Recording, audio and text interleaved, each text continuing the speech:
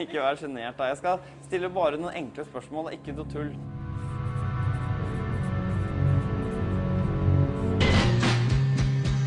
Hvorfor nyter somme mennesker vold?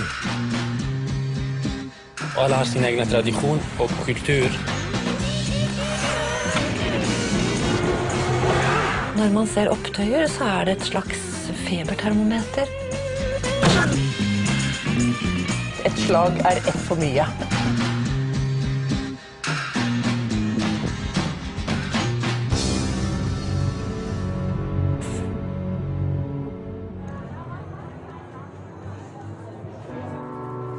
Vi mennesker født med et voldsinstinkt? Og hva det som i så fall demper dette voldsinstinktet, og hva det som forsterker det? Det for eksempel noen kulturer som gjør folk mer voldelige? Jeg på det flerkulturelle Grønland i Oslo, hvor jeg i løpet av 1 time treffer på en gjeng som vifter med en pistol. Og en annen som klikker fordi jeg går rundt med et kamera. Ja, sorry, jeg skal ikke... Unnskyld. Nei, sorry. Nei, beklager, jeg driver og filmer. Det kan jo virke som om jeg har oppsøkt bråk her. Men i en rapport fra Kriminalitetsforebyggende råd slås det fast at mer enn dobbelt så mange innvandrergutter sammenlignet med norske har vært i slåsskamp med våpen. Og det særlig folk fra land med såkalte æreskulturer som skiller seg negativt ut. Mens nordmenn har 13 straffede per 1000 innbyggere, har folk fra Irak, Somalia, Iran, Marokko og Libanon mer enn 40 straffede per 1000 innbyggere. Du tror folk fra noen kulturer mer hissige enn andre? Ja. Ja, absolutt. Jeg personlig. Hvor kommer du fra? Jeg er iraner. Dette bare fordommer, eller det noe i det? Folk fra noen kulturer mer voldelige og hissige enn andre? Og i så fall, hvorfor de det? For å finne ut av dette må jeg snakke med en ekspert. Og i Norge det kriminologene som kan mest om vold. Hedda Gjertsen professor i kriminologi ved Universitetet i Oslo og har skrevet flere bøker om vold og drap. Det noen kulturer som mer voldelige, at noen mennesker fra noen samfunn mer hissige enn andre? Ja, det finnes jo hissige folk i mange land. Det finnes jo hissige folk i Norge også. Hedda Gjertsen mener nordmenn misforstår når vi oppfatter at folk fra noen kulturer mer hissige. Hvorfor ble du så forbannet? Jeg vet ikke, ikke spør meg. Det ikke meningen liksom å være hissig, det bare en måte å snakke på. Sånn at vi opplever det som veldig hissig og veldig sånn pågående og sterkt og kanskje aggressivt og vemmelig. Det en måte å snakke på? Ja. Mens at det kanskje ikke ment sånn, men at de da venter at du skal svare like sånn tøft tilbake. Ja, akkurat, så det en... En kommunikasjonsform, ikke kanskje konversasjon, men kommunikasjonsform. Når den ellers sindige Zinedine Zidane reagerer sånn etter at Materazzi har kalt søsteren hans for en hore, det en kommunikasjonsform? Eller kan det ha noe med hans bakgrunn fra algerisk æreskultur å gjøre? Hadde det gått an å teste om noen folk fra noen kulturer lettere blir provosert og forbannet av små provokasjoner enn folk for eksempel fra Norge? Ja, det kunne du sikkert, men spørsmålet selvfølgelig, hva egentlig svaret du får? Ja, la oss si svaret var at de ble mer forbannet. Ja. Så ville jo det være interessant. Ja, kanskje jeg ble like forbannet, bare at jeg sa, du vet, jeg synes ikke dette var noe moro. Ja, så det ikke sånn at det folk fra æreskulturer faktisk blir mer hissige enn folk som ikke kommer fra æreskulturer av små provokasjoner? Jo, det kan jo også selvfølgelig godt hende. Poenget at det vanskelig å vite. Det synes jeg da. Men, går det an å finne det ut på noen måte? Jeg vet ikke. Har det vært gjort noe på det? Ikke som jeg aner i det hele tatt. Jeg merker jo at Hedda Gjertsen ikke så begeistret for å snakke om dette, så jeg må finne ut ting på egen hånd. Og etter noen søk på internett oppdager jeg at det blitt gjort forskning på æreskultur og hissighet. Ikke her i Norge riktignok, men i Amerikas Forente Stater. You're looking for trouble, you can't right place. You're looking for trouble, just kiss my face. You're gonna take it all, no talking back. You're gonna have the best of it. Ja, hold kjeft da! Folk fra noen kulturer mer hissige og blir lettere fornærmet enn andre? Nå skal jeg møte en psykolog som heter Richard Nisbet, som gjorde et veldig kult eksperiment for å finne ut akkurat det. Hello. Hello. Hello, nice to meet you. Good to meet you. How old are you? Hi. Good to see you. It's an honor to be here. Have there been any other Norwegian documentary teams there? Not this week. Not this week. Richard Nisbet født og oppvokst I sørstatene, I El Paso I Texas. At age 17, I went away to college in what to me was a foreign country, Boston, Massachusetts. For sørstatsgutten Nisbet var det mange ting som føltes fremmed I nordstatene. And one of them was that middle-class people don't kill each other in Massachusetts. And they did, where I came from. I deler av sørstatene det 4 ganger så mange drap per 100 000 innbyggere sammenlignet med nordstatene. Og det særlig en type drap som forekommer oftere.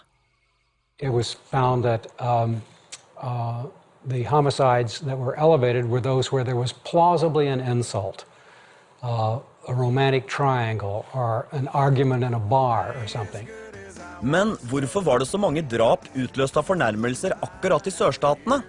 Nisbet og hans kolleger begynte å gjøre store spørreundersøkelser I ulike deler av USA om holdninger til vold, og de fant 3 ting som skilte sørstats fra nordstatsamerikanerne. First of all, the appropriateness of violence in response to an insult. Secondly, the appropriateness of violence if there's been some kind of threat to home or family. And third, violence in the socialization of children. Sørstatsamerikanerne lærer nemlig sine barn andre holdninger til vold enn nordstatsforeldre. If a kid comes in and tells his parents that some other kid is beating him up or threatened to beat him up, I mean, the northern parent, the civilized northern parent would be like, you should reason with him. You should try and figure out what it is why he's behaving this way. And, or you tell the teacher. The southern reaction would be, beat that kid up or you're in trouble.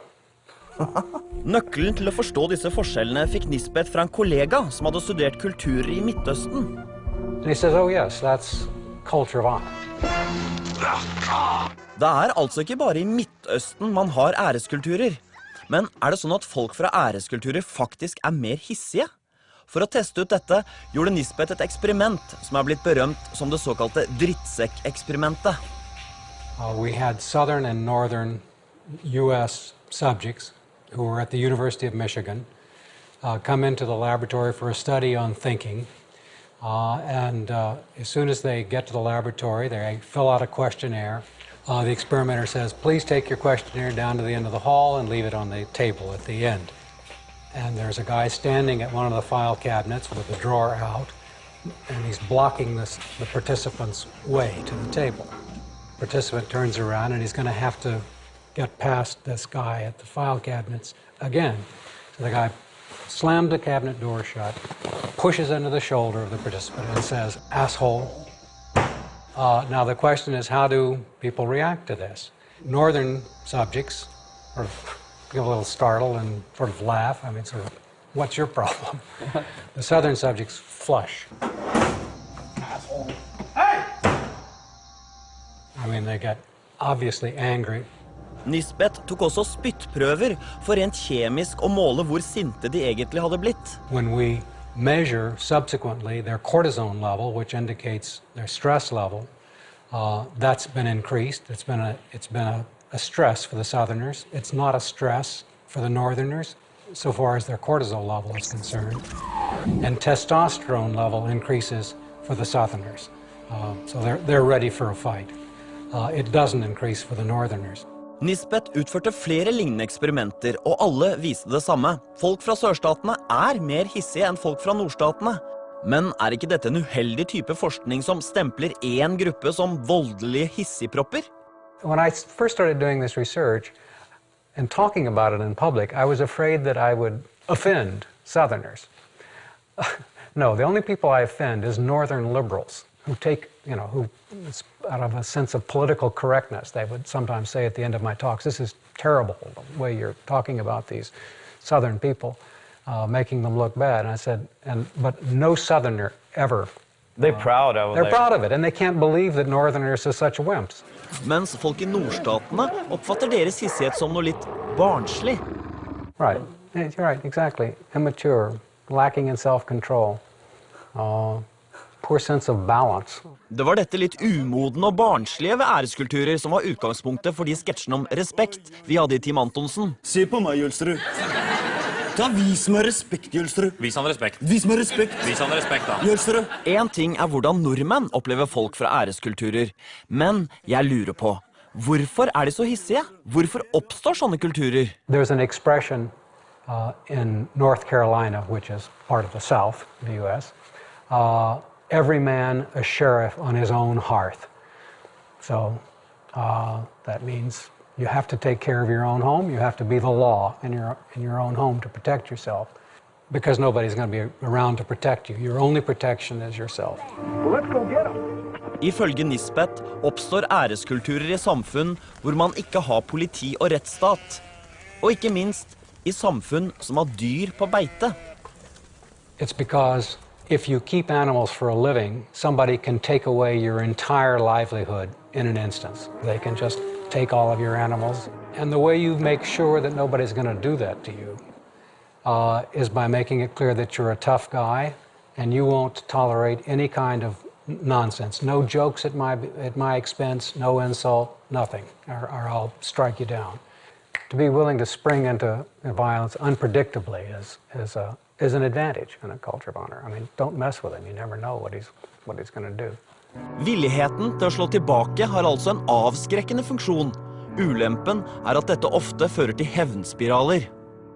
Prinsippet hevn en ganske vanlig og veldig dypt forankret I den somaliske kulturen, særlig den gamle somaliske kulturen, hvor hvis en familiemedlem, gjerne en far, blir drept, så skal sønnen hevne seg for ham.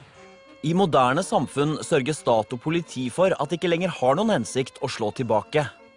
You just curtail your own anger. I mean, and if someone takes some kind of action against you or some kind of threat against you, your first thought is going for the law.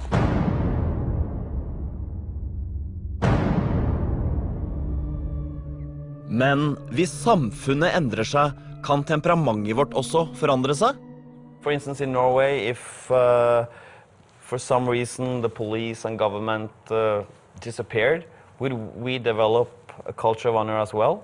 My guess is you would very quickly get a culture of honor, even in a single generation, or maybe in a matter of a very few years, if the conditions are right.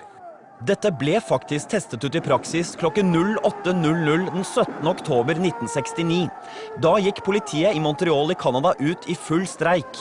Klokken 11:10 på formiddagen ble den første banken ranet, og I løpet av dagen ble ytterligere 5 banker ranet, over 100 butikker plyndret og flere mennesker drept. Og etter kort tid så man konturen av en æreskultur. Bare de butikkeierne som kjørte en tøff linje unngikk å bli ranet. Is it true that one of your neighbors was armed and really scared? Oh yeah, he held them right off. Nobody came to him, the Normandy restaurant. He had that gun and nobody come to him 2 ways. And he held that Budapest shop right next door too. And there's a lesson in it for you, I think, eh? I'm not a gunman. Til slutt måtte myndighetene sende inn militære tropper for å få roet ned situasjonen. Et samfunn uten lov og orden fører ikke bare til anarki. Det fører til at voldsknappene våre skrus opp. Men hva med Norge? Vi har jo ikke alltid vært så lovregulert som vi nå. Har vi også vært en gjeng med hissigpropper? Jeg skal møte professor I historie ved Universitetet I Oslo, Erling Sandmo. Han spesialist I kriminalhistorie og har særlig studert voldsutviklingen I Norge. Hva slags samfunn var Norge på 1600-tallet? Hadde man æreskultur på den tiden? Veldig sterk. Hvis man leser rettsprotokoller fra 16 og langt opp på 1700-tallet, så folk fryktelig opptatt av hvilke ord de bruker på hverandre, hvilke gester de kommer med. Og de opptatt av om de blir krenket, og de tar det til retten hvis de blir det. Eventuelt så blir det rettssaker fordi de har vært voldelige etter å ha blitt krenket. Så hvis jeg møtte en nordmann fra 1600-tallet, jeg ville oppfatte han som en ganske sånn selvhøytidelig hissigpropp, som opptatt av å bli behandlet med respekt. Ja, sant, han ville sett på deg med et skarpt blikk og være veldig opptatt av ordlyden du tiltalte han med. Og hvis du da kom med noe som han kunne oppfatte som krenkende eller utfordrende, så vil han være mye mer på vakt enn det vi vant til ellers. Norge hadde altså en sterk æreskultur for 400 år siden. Hva slags konsekvenser hadde dette for antall drap? Altså det er en sånn 10-gangsfaktor, og kanskje at